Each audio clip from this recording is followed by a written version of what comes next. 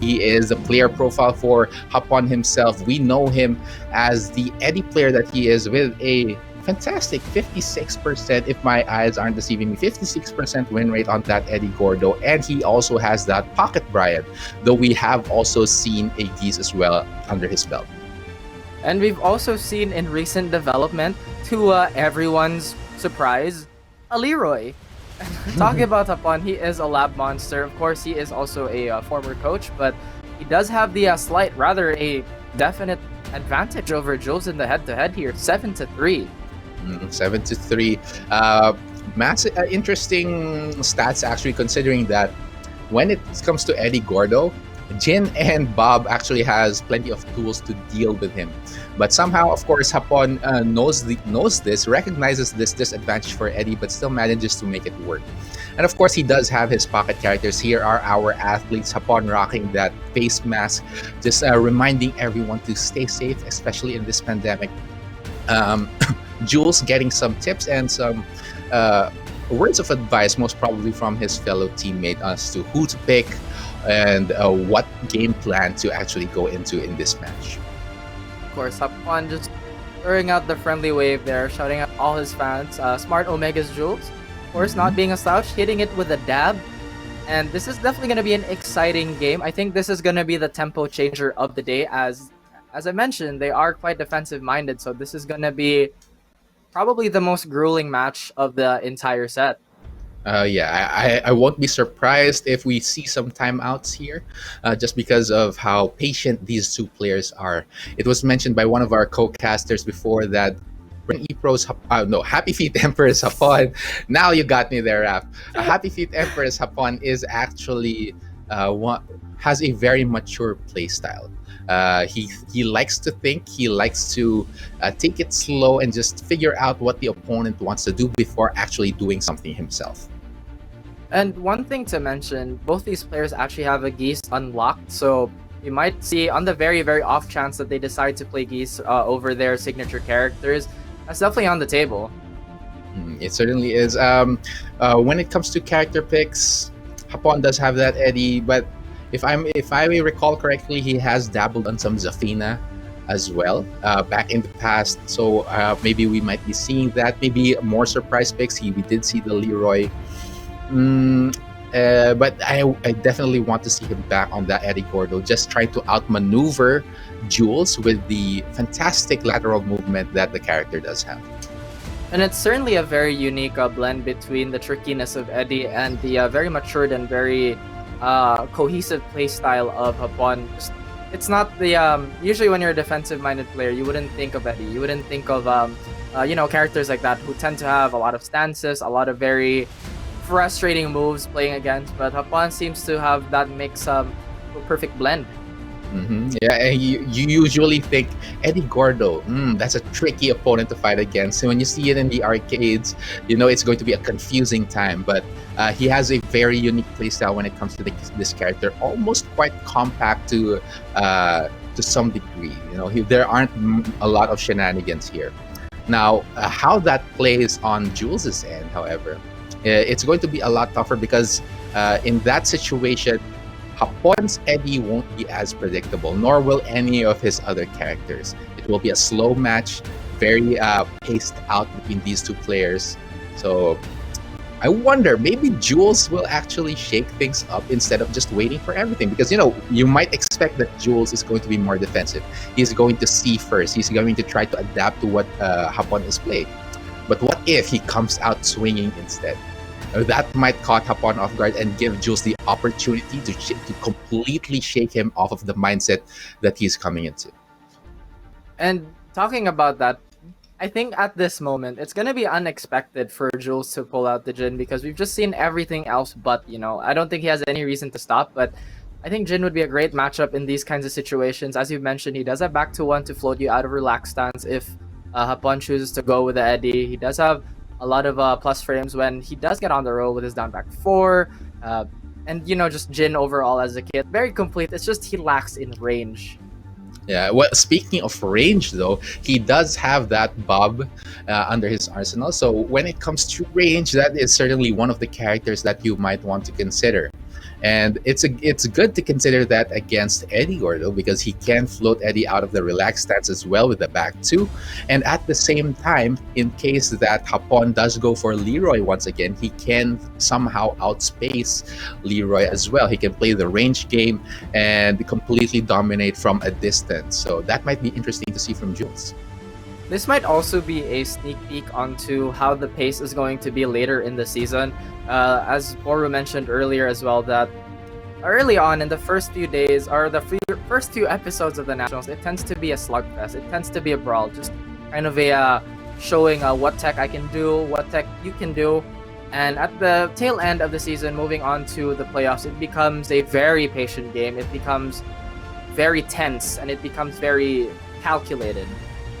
But that's mostly because these players don't want to lose any points. But it is all somehow already. They should already recognize this, especially with only one conference this time around. It's a scramble for points. They don't want to be dropping below that eighth player mark. And when they are, they really want to win those points and not take any more risks. They have some surprise picks. Some people actually being stubborn about their new pocket characters, but maybe it's a long plan game. It's tough to tell what they have in mind, but they certainly don't want to be losing too many points this time. Yeah, and this format really tends to lend itself towards players who love to just adapt and read. And I would say that, well, not really fizzle on the side of offensive players. Like, I wouldn't say that the offensive players would fizzle, but it's definitely going to be a lot more challenging as you can only have so much tech in your pocket. You know, you can only learn so many things before the defense is going to catch up to you. You can learn all the combos, you can learn all the setups, but I think as there are even new players actually completely forget the defensive side of things, which is half of the battle here when it comes to Tekken 7. It's good to know all the max damage, all the serious damage that you can inflict on your opponent, but what if your opponent knows that as well and knows how to defend against it? You're going to be left with poor defense on your side, and it's going to be troublesome. So I think you are right, Raf, that as the longer that we go with this conference of the Nationals, I think things are going to slow down just like in this match. Yep, and this match is certainly building the tension as, you know, it's, as we mentioned, we are going to ensure that the experience for all the viewers, for the players, is going to be smooth sailing. So once we get into the action, there's no hiccups, there's nothing like that. Tekken's online system is fairly impressive compared to its previous iterations, actually, and the Tekken team has continuously started making adjustments, continuously made adjustments actually, to make sure that the online experience is improving at all times. And even in season 4, they have already teased the addition of different features, especially the most important one, where you get to see whether your opponent is playing on Wi-Fi or not. Oh my goodness, that just brings up so many I wouldn't say frustrations, but these are not positive feelings. These are not feelings of joy. But yeah, just knowing that that guy is on Wi-Fi is just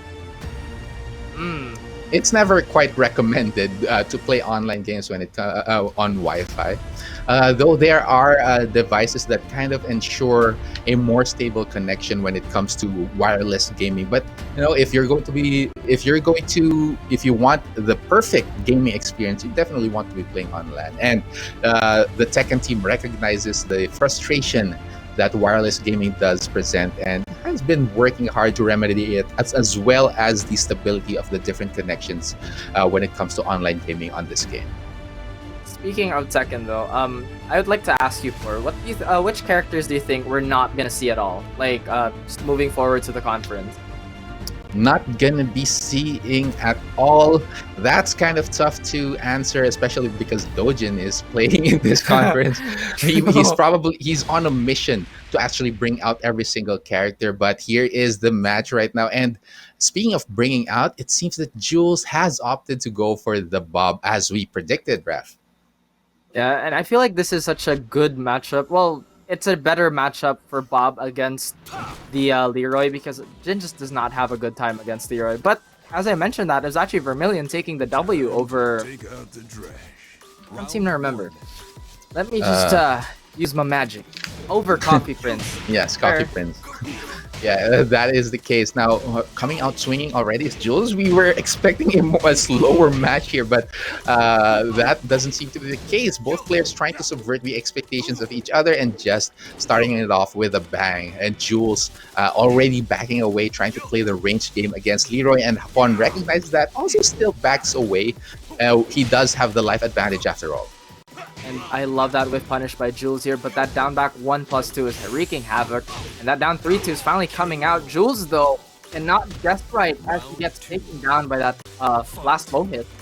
That string is so risky and yet so annoying at the same time. You can't see it coming, and when it does arrive, you're stuck in a guessing game when it comes to that hermit stance. Maybe he's gonna throw something out, maybe he isn't, maybe he's gonna parry or sidestep to the other direction, and that is just one of the many tools that Leroy has to completely break down the defense of an opponent. As we can see here, Jules is already in the red, and Hapon has the momentum on his side. Jules tries to wiggle away. There's the punish on the hop kick, and Hapon is up by 2 rounds. Oof, you hate to see that happen. But you could already tell from Jules' movement there, he was just vying for some space and just room to make just give himself some breathing room. But Hapon immediately using that cane, hoping Jules would fall for that, but no dice. Not quite. Hapon making very little mistakes here. Even though Jules is trying to play out of range, Hapon is somehow making its way into the range that Leroy is more comfortable with. But now Jules trying to go for the offense, get that hell sweep, and Hapon is not quite in the red, but he does have the life deficit. Now he is. Did you see that? Backswing blow, right? Yeah, the crushing on that. Oh, and it doesn't work in the favor of Jules' side. The orbital will snuff him out. Speaking of crushing right now, here comes the Rage Art, of course. This is going to take down Jules. He's probably going to have to reconsider this Bob pick, though in theory it is quite sound to choose that character in the matchup against Hapon, but apparently not quite enough. I find it interesting that they decided to just go all out almost immediately right off the bat, and Jules was also going for double backswing blows. It's just, like we mentioned early on, it's going to be a battle of tech, a lot of slugging it out. But yeah, it's still surprising coming from both these players. I think that was the main goal, actually, of these players, to surprise each other.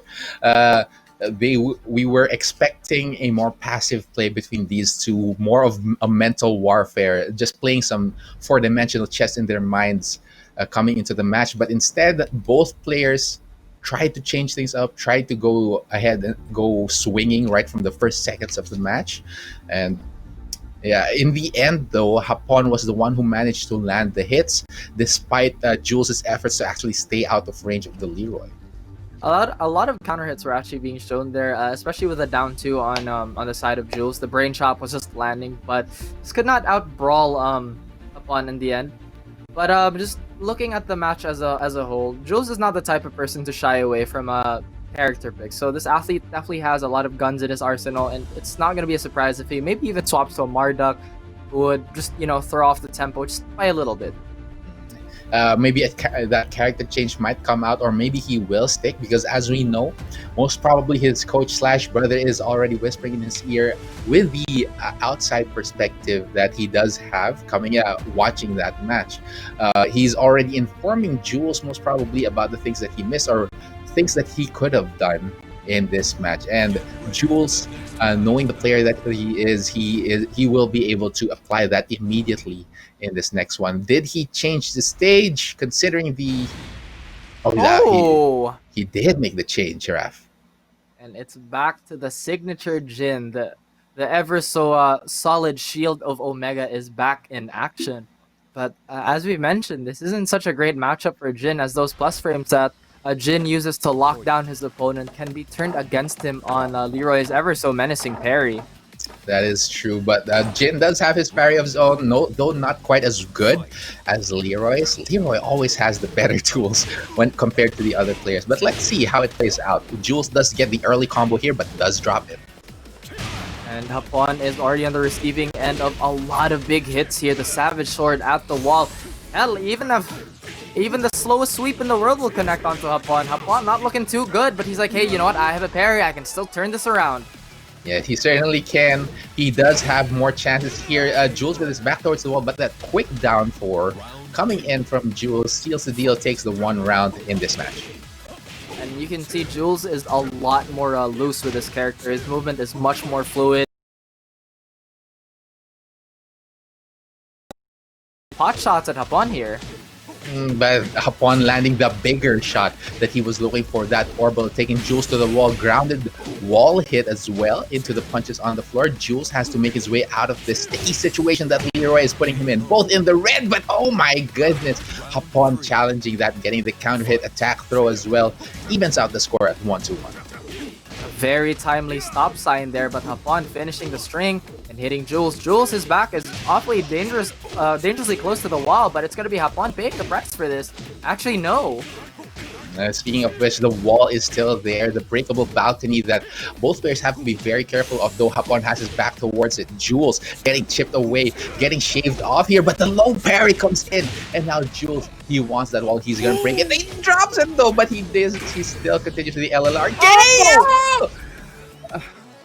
Ouch. Oh my goodness. That was an interesting interaction between the rage drive and of course Hapon, but Jules does come out strong, come out in the end. That Zen 2 was clutch as hell, but Hapon not getting phased by this, still swinging for the fences here. But Jules, his defense slowly crumbling under this pressure from Leroy, but that big forward 3 is going to connect. Unfortunately, nothing else will. Mini combo from Hapon here. Jules once again with his back towards the wall. Good switchblade to actually knock him away. Both players just knocking away each other actually. Both in the red. 30 seconds left on the clock. Tries to go for a hook fist. Trying to bait out that counter hit that Jules so sorely needs. A low from Hapon. The rage drive comes out. Now Jules is in a sticky situation. He has a sliver of life left. 15 seconds left on the clock. And that DF1 from Hapon. And Hapon, if this momentum continues, this could be a shutout victory. And knowing Jules, he's not gonna let that happen. Beautiful hell sweep there, just pushing Hapon towards the wall. But these hits, they have to be heavier because Hapon can steal this very, very easily with the damage available to him. He does have the damage to actually even things out just like that. Jules trying to be a bit more daring with those hell sweeps, but now Hapon, it's his turn. What is he going to be able to do? He's trying to go for those lows. So that's it. The down 3-2 once again. The Hermit stands, the parry. Oh my goodness. Last chance for Jules here. Hapon wants to close this out. He wants the 2-0. The DF1 once again. Jules, he's holding steady. He's holding like a rock here. 20 seconds. The switchblade. Oh my goodness, Raph. Oh no. A quick slow and Hapon takes it 2-0 against Smart Omega's Jules. Did you see the track?